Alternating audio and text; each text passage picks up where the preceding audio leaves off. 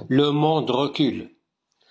Le philosophe français Montesquieu écrit dans l'Esprit des lois, je cite, « En un temps d'ignorance, on n'a aucun doute, même lorsqu'on fait le plus grand mal.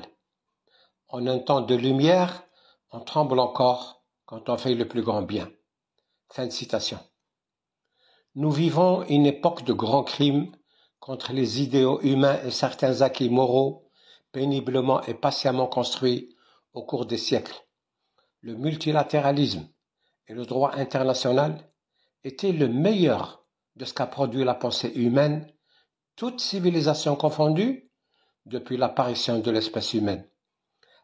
Avec les politiques suivies par Israël et les États-Unis ces dernières années, l'humanité est retournée aux pratiques génocidaires post-colombiennes et coloniales.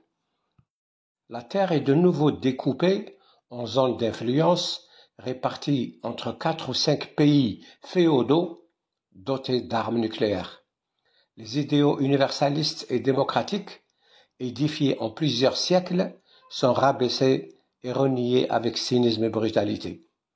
À voir ce qui se déroule sous nos yeux, sur la terre ferme en Californie ou au large de Gaza, il n'y a pas de doute que nous nous trouvons dans un temps d'ignorance infinie et de grande régression des idéaux humains incarnés par le multilatéralisme et le droit international.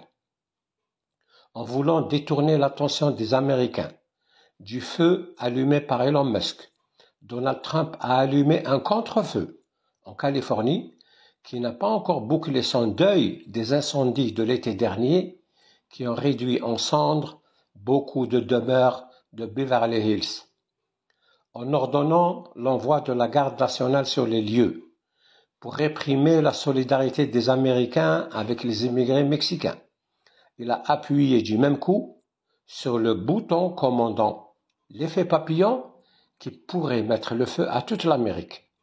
Quoi qu'il en soit, aujourd'hui ou un autre jour, cette fois-ci ou une autre, l'effet papillon ou son frère jumeau, l'effet Kidamus, sont bel et bien aux trousses de Trump.